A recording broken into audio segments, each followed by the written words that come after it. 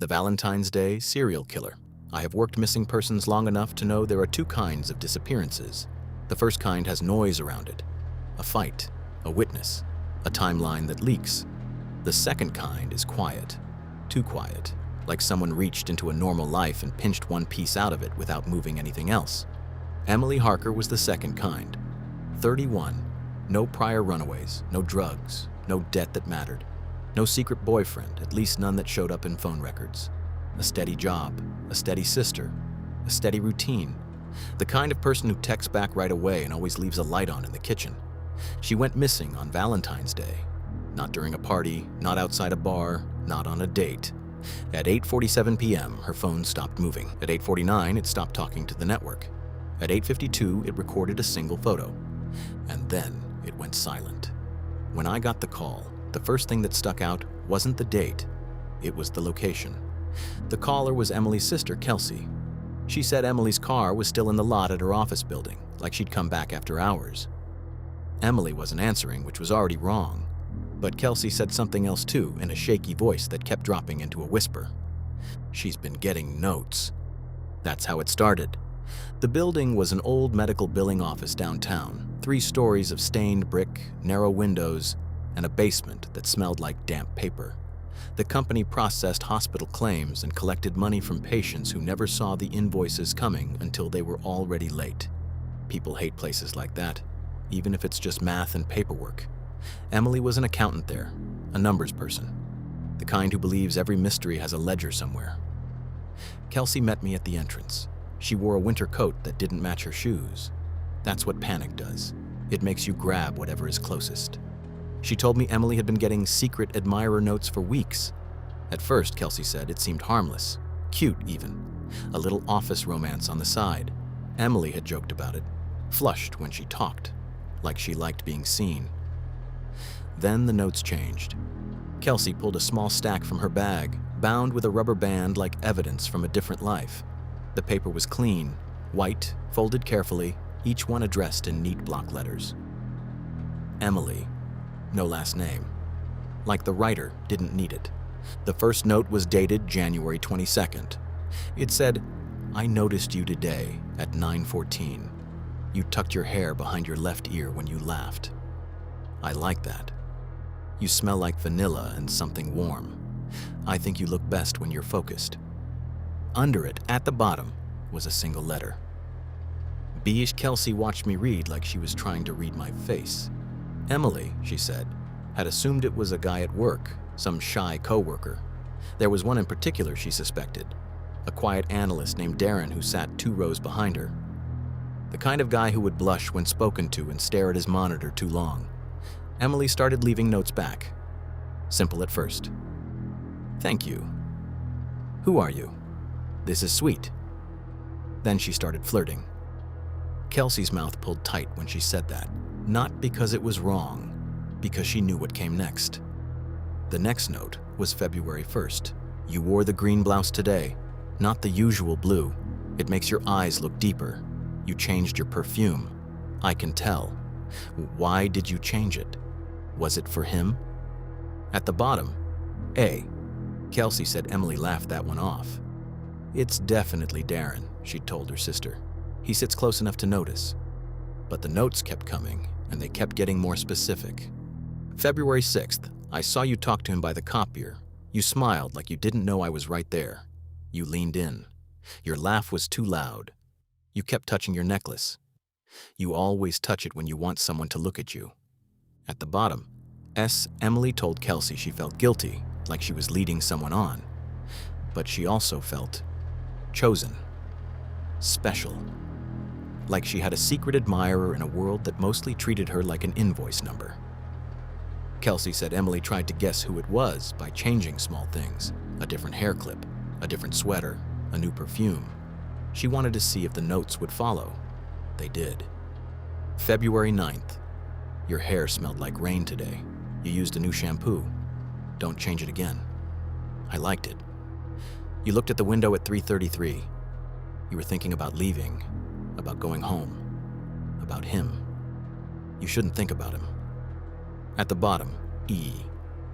That was the first one that made Kelsey uneasy. Not because it was romantic, because it sounded possessive. And because Emily hadn't told anyone she'd changed shampoo, she hadn't even told Kelsey. I asked if Emily ever confronted Darren. Kelsey nodded. She asked him, joking, like, "Hey, are you leaving me love letters?" He went pale and swore it wasn't him. He looked terrified. Terrified. That word stayed with me. The building's lobby camera footage was already pulled when I arrived. It showed Emily entering at 7:58 p.m. on February 14th.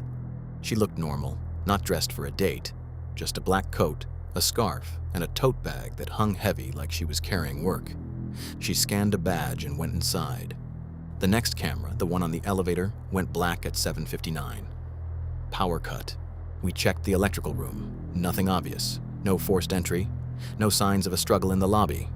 The building had motion lights, but the kind that blinked in and out, unreliable. Old sensors that didn't see well in corners.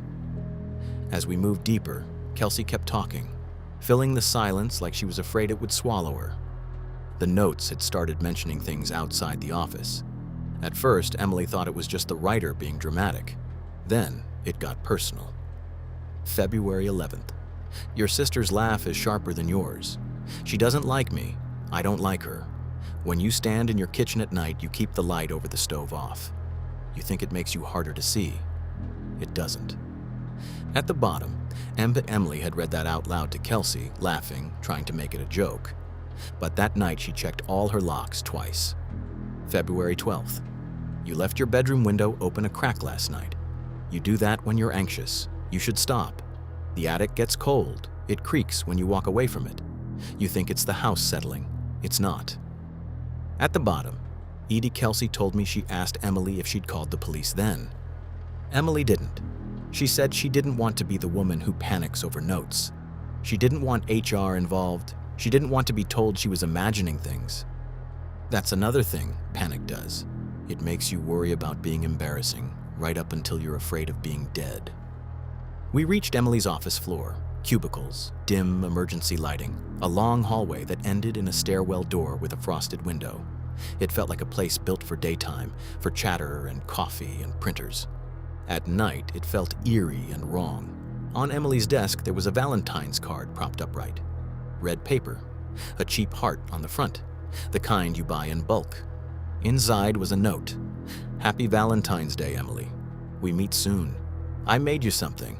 At the bottom was a love poem, each starting with a letter that looked heavier, pressed deeper into the paper. Beneath the noise of everything above, I found your quiet heart. Across the dark, your voice became the light I followed. Soft echoes of you live in every hidden part of me. Every moment without you feels like a room without air. My soul learned its shape the first time you said my name. Even in silence, your presence fills every corner. Nothing in this world has ever felt so certain. Together, we built forever where no one else could see. I didn't need a decoder for that. Kelsey did, though. She blinked at it. That's the basement. She started crying again, like she'd been holding her breath since midnight and only now realized she could exhale. We went down. The basement stairs were concrete, the handrail cold and slightly wet. At the bottom was a vending machine area, the breakdown like Kelsey had described. 2 machines humming, one for soda, one for snacks. A plastic table, 2 chairs. A place where nobody would come after hours. The air down there had a different weight. You could feel it on your skin, like the building was breathing slower. My flashlight beam caught something on the floor. A single shoe, a women's flat, black, scuffed at the toe. Then another, a few feet away. There was no blood spatter on the walls, no drag marks obvious in the dust. Just the shoes, placed like someone had stepped out of them politely. And on the table, Emily's phone. The screen was cracked, the case was partially torn, like fingers had pried at it. We bagged it and later pulled what we could. Calls tried, no service. A text drafted but never sent to Kelsey. It's not who I thought. He's here. And the photo, the last image. It was blurry, dark, angled like it had been taken while someone ran. A smear of pale against shadow, a sliver of ceiling, the edge of a vending machine. But in the center, half caught in the phone's weak flash, was a shape that didn't belong in any missing persons file I've ever worked. It looked human the way a mannequin looks human. White skin, too white, like it never met sunlight. Long limbs, not just tall, but wrong, like the joints bent a fraction too far. Stringy hair hanging in thin, wet ropes around a face that seemed stretched. Eyes that reflected the flash in a flat, dull way, like coins at the bottom of a lake. The mouth was open, not in a scream, in expectation. The first time I saw it, my brain tried to fix it, to tell me it was motion blur, a person in a hood, a trick of the light. Then I zoomed in and saw the hands, fingers longer than they should be, curled around the edge of the wall as if it had been watching from inside it. Inside, not behind, like it was part of the building. We searched every inch of that basement, storage rooms, electrical closets, a maintenance tunnel that led to an old sealed door. We found nothing. No Emily, no attacker, no exit that made sense. And yet, there were things. Scratches in the drywall near the vending machine corner, small holes in the ceiling tiles where someone could have lifted and watched, a vent cover in the hallway above, loosened, the screws resting on the floor like they'd been set down carefully. We brought in building maintenance the next day, and they showed us the duct map. It was a maze, old renovations stacked on older renovations. Some ducts weren't on the plans at all, swallowed by years of quick fixes and patched walls. There were spaces between offices that weren't quite wide enough for a person, but wide enough for something thin. Kelsey insisted we check Emily's house. We did. The front door lock was fine, the windows were shut, no forced entry. But the attic access panel in the hallway ceiling sat a little crooked. We pulled it down. The attic smelled like insulation and cold wood and something faintly sweet, like old perfume trapped in fabric. I shined my light into the dark and saw nothing. Then I saw the insulation had been pressed down in a narrow path, like someone had crawled across it. Not a raccoon, not a contractor. A line that went straight to the area above Emily's bedroom, and in the corner, tucked beneath a beam, we found a small pile of things. A used coffee stirrer with bite marks, a tissue stained with makeup like it had been taken from a trash can and kept, a torn corner of a note folded until the paper was soft, and a strand of hair, long, brown, Emily's. Kelsey covered her mouth and made a sound I'll never forget. It wasn't a scream. It was a realization. The notes hadn't been guesses. They were reports. He had been there, in the closet, under the bed, in the attic, watching her move through her life like she was already his. When we ran a deeper background on Emily's office building, we found something that made my stomach tighten. The Valentine's Day pattern. 3 years prior, a woman from a different company on the second floor had vanished on February 14th. She'd left behind her keys and a smear of lipstick on a stairwell rail like she'd been grabbed mid-step. 2 years prior, a security guard who worked nights quit on February 15th, shaking so hard he could barely speak. He told his supervisor he'd seen someone in the vents. He was laughed at. He never came back. 1 year prior, a janitor had found a trail of small items lined along the basement hallway, like offerings, candy wrappers, a plastic rose, a scrap of lace. Nobody filed a report because there was no crime attached to it. Just weirdness, just a feeling. And here we were again. Same date, same building, different victim, every Valentine's Day. Like a ritual. Kelsey asked me later if I thought Emily was alive. I didn't answer right away because I've learned the difference between comfort and truth. All I could tell her was what I knew. Whoever wrote those notes didn't love Emily the way people mean it. He loved her like a collector loves a rare thing, like a child loves a spider in a jar. He watched her. He learned her. He got hurt when she smiled at someone else, not because his heart broke, but because his possession was not behaving the way he wanted. And he chose the basement because it was quiet, and because the building was already his. Here is the part I don't tell at press conferences. 2 nights after we found the shoes, I stayed late at the station finishing my report. The building was almost empty, the kind of quiet where you hear the hum of fluorescent lights and your own breath. When I got to my car, there was an envelope under the wiper. Plain, white, no stamp. My name written in neat block letters. Detective. Inside was a single sheet of paper.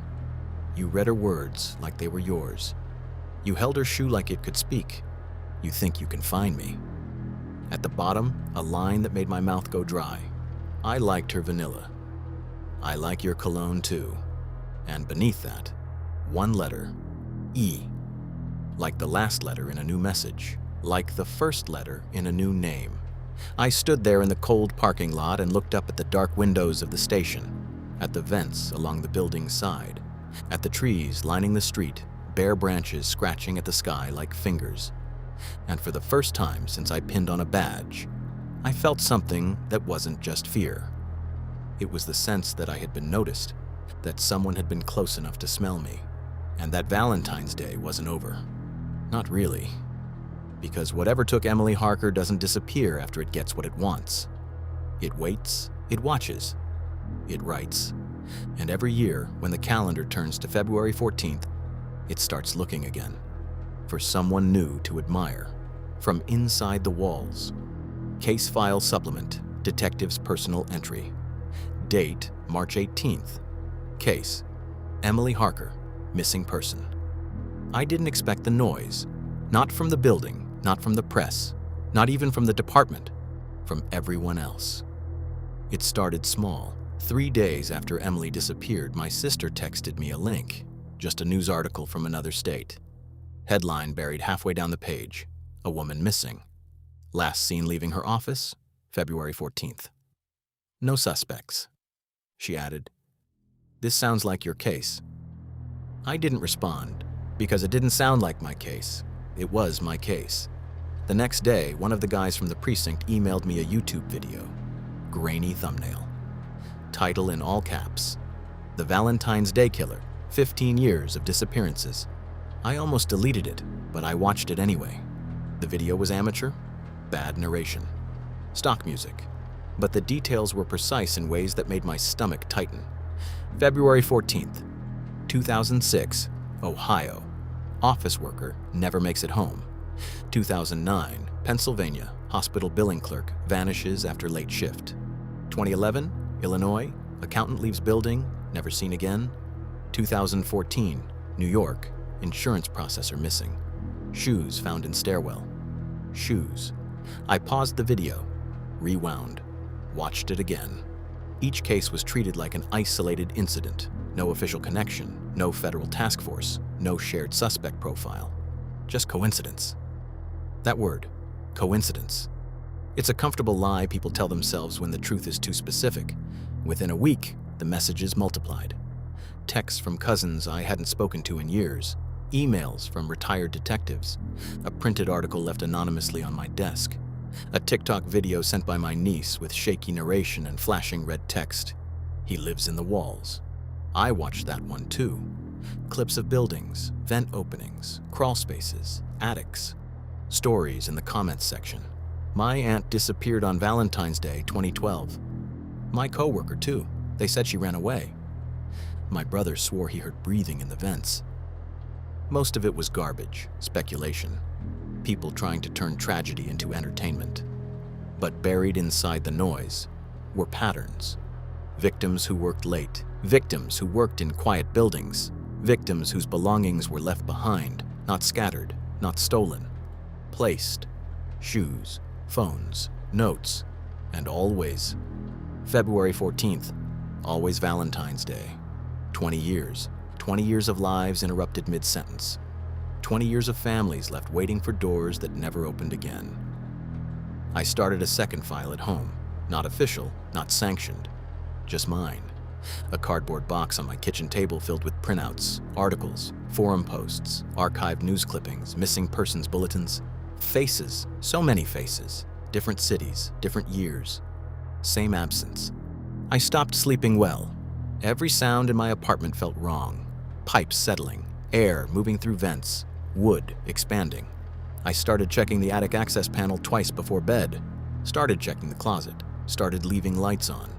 Not because I thought it would stop him, because I knew it wouldn't. Kelsey called me last week. She asked if there was any update. Her voice was thinner than I remembered, like grief had filed it down. I told her the truth. No, but I also told her something else. I'm still looking. She was quiet for a long time. Then she said she thought someone loved her. Not bitter, not angry, just tired. She didn't deserve whatever happened. No, she didn't. Emily Harker was an accountant. She paid her bills. She called her sister. She answered texts. She lived a small, careful life. She believed for a moment that someone saw her, that someone cared enough to write. And in the end, she wasn't wrong. Someone saw her. Someone watched her move through her home, her office, her life. Someone waited patiently, learning every detail. Someone who mistook possession for love. I don't know what he is. Not yet, but I know this. He exists. He leaves patterns. He leaves messages. He leaves just enough behind to remind us he was there.